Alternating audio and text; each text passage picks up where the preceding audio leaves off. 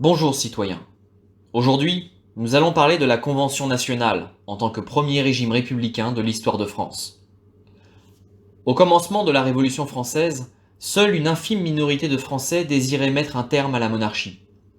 Le serment du jeu de paume se bornait uniquement à doter le pays d'une constitution écrite d'inspiration parlementaire et anglo-saxonne.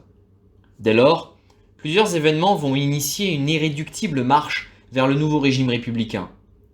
Outre une attitude ambiguë du roi et de son entourage vis-à-vis de l'évolution libérale de la France, la fuite de Varennes va définitivement renverser l'opinion publique. En juin 1791, le roi fuit Paris pour rejoindre les puissances européennes qui menacent le royaume d'invasion. Beaucoup y voient une trahison.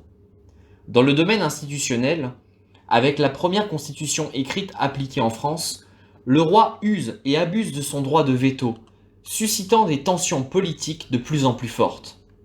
Mais c'est véritablement la guerre contre l'Europe qui va précipiter la chute de la monarchie française.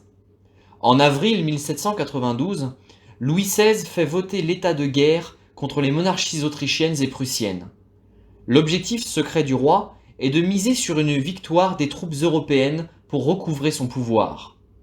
Si les revers militaires s'accumulent bel et bien, ces échecs ne font qu'attiser la haine du peuple envers les contre-révolutionnaires et la famille royale. Finalement, les Parisiens, aidés de troupes venues de la France entière, marchent sur les Tuileries. Le roi est fait prisonnier et destitué en attendant un jugement ultérieur. L'Assemblée se disperse et de nouvelles élections sont tenues. Ces mesures politiques n'empêchent pas les massacres populaires de septembre, où le peuple de Paris tuera sommairement des milliers de personnes prisonnières accusées d'être des ennemis de la Révolution. Pendant ce temps, la France est toujours attaquée par les puissances européennes qui se sont rendues maîtres de Verdun et menacent Paris. Le 20 septembre 1792, une armée révolutionnaire remporte une victoire inespérée contre les Prussiens à Valmy. Le lendemain, la première séance de la nouvelle Convention nationale se tient dans la capitale. L'annonce de la victoire précipite l'abolition de la monarchie en France. Si le mot république n'est pas prononcé, le nouveau régime en a déjà toutes les formes. Dès lors, les conventionnels se fixent deux objectifs principaux: gagner la guerre contre l'Europe, ainsi que donner à la France une constitution démocratique. Mais les choses ne seront pas si simples. En France, certaines provinces s'insurgent contre les levées militaires, la destitution du roi et la politique anticléricale du gouvernement. La Vendée, Lyon, Marseille ou encore Toulon se révoltent. À la guerre intérieure se couple la menace des puissances étrangères ainsi que des émigrés nobles qui luttent activement contre la République. Or, l'armée française est désorganisée et peine à briller. Pour surmonter ces obstacles, la Convention vote la terreur. Tous les ennemis de la France, à l'intérieur comme à l'extérieur, seront persécutés et neutralisés. Toutes les forces vives sont mobilisées pour garantir l'ordre et la victoire. Aucune institution n'est épargnée, pas même la Convention elle-même.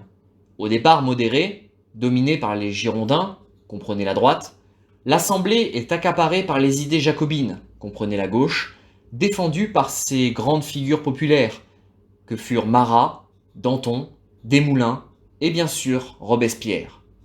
Mais rapidement, bien qu'efficace, la machine s'emballe et la psychose règne au sein même des Jacobins, qui s'engagent dans une lutte à mort pour le pouvoir.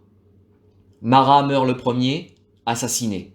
Danton et Desmoulins sont accusés de modérantisme et de trahison par les partisans de Robespierre. Ils finiront guillotinés.